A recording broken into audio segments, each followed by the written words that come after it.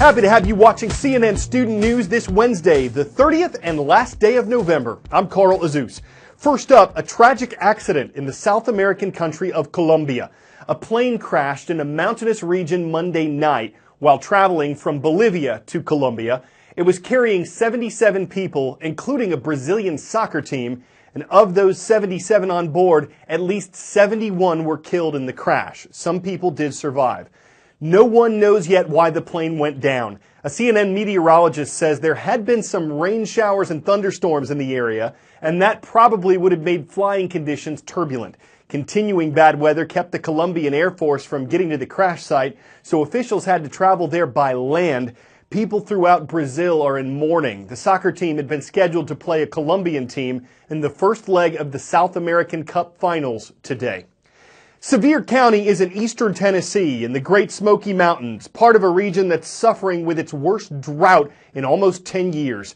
The dry conditions have been fuel for wildfires. Without much warning, flames jumped toward the resort towns of Gatlinburg and Pigeon Forge Monday night. At least 3 people in Sevier County died in the fires, but rescue officials haven't been able to get to all of the affected areas. The smoke is thick, the fires unpredictable.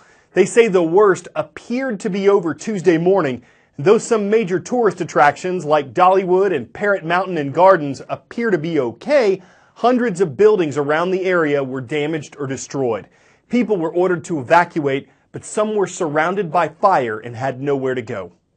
Unfortunately, we saw a few people here earlier today that were rushing out to go try to find their pet because the flames were just encircling them. One man had to get in his car. He put the pedal to the metal, and he said he drove straight through the flames to get out because they were completely surrounding him. Some of the firefighters this morning were saying that because of the wind, it was knocking the trees down, which was knocking the power lines down, and that was sparking more fires. And so it just created this domino effect that we couldn't get ahead of last night in Gatlinburg, and it's still unknown how many structures are damaged, how many of those beautiful historic structures are damaged. People's biggest fear and rumors and what we hear is that it could be hundreds of structures, and so people here are just waiting to hear what to do next. They don't know if their neighbors are okay. They have a lot of fear. They just have the clothes on their back, and they're waiting to hear what to do next. It's an incredibly stressful time.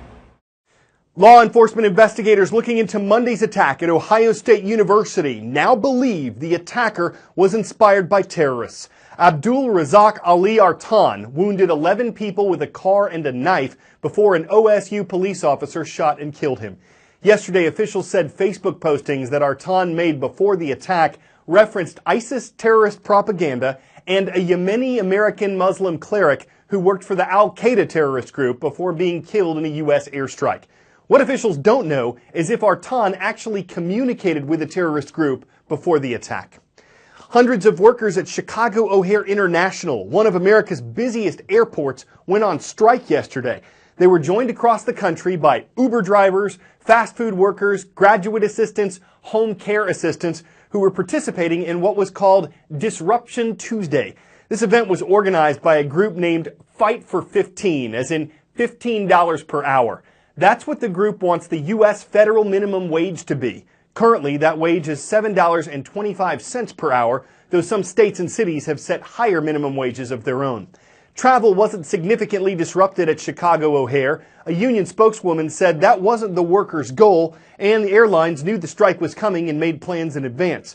What striking workers there and in other parts of the U.S. wanted was to raise awareness about their cause. The Fight for 15 group says without a $15 an hour minimum wage and union rights, workers who make less struggle to feed their families and pay their bills.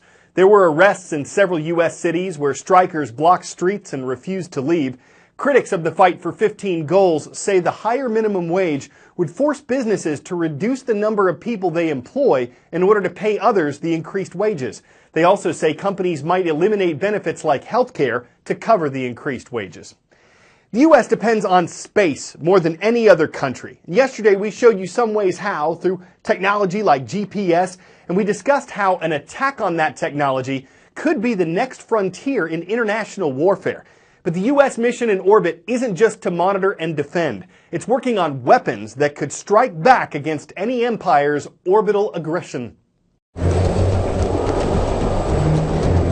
In the Persian Gulf, an instantaneous burst of energy destroys targets, first on the surface, then in the air, its deadly firepower moving literally at the speed of light, obliterating its target, the Navy says, like a long-distance blowtorch. This is the U.S. military's first operational laser weapon, and today it is deployed to defeat incoming threats at sea. Could it someday be used for targets in space? Firing lasers in space. Potentially.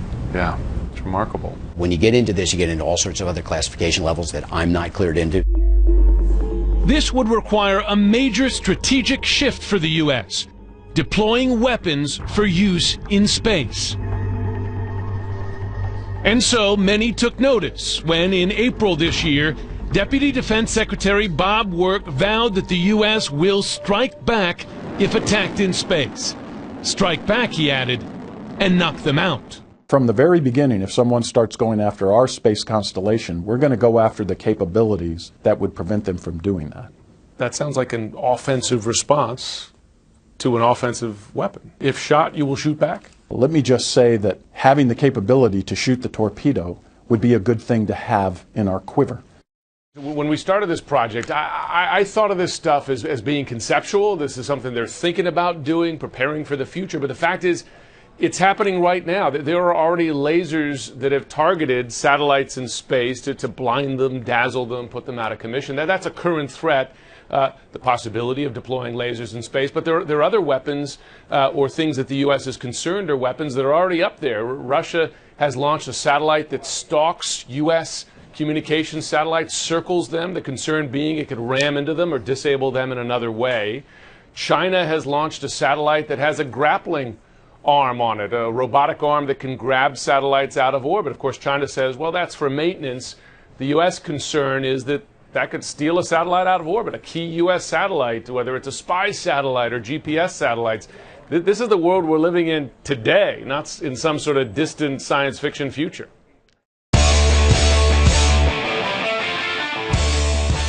Neither snow, nor rain, nor heat, nor gloom of night stays these couriers from the swift completion of their appointed rounds. That sentence has long been associated with the U.S. Postal Service.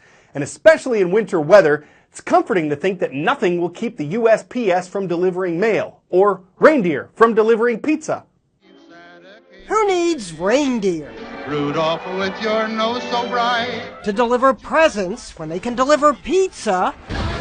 Domino's in Japan says it's training reindeer at a driving school to deliver pizza in one of Japan's coldest, snowiest regions. If a reindeer runs properly, it can go as fast as 80 kilometers per hour. It's especially fast on snow, as though it's equipped with snowshoes. The trainers seem to be having trouble reining in their pizza delivery reindeer, which would be equipped with GPS devices so customers can check on their progress. So how do you say publicity stunt in Japanese? Publicity stunt.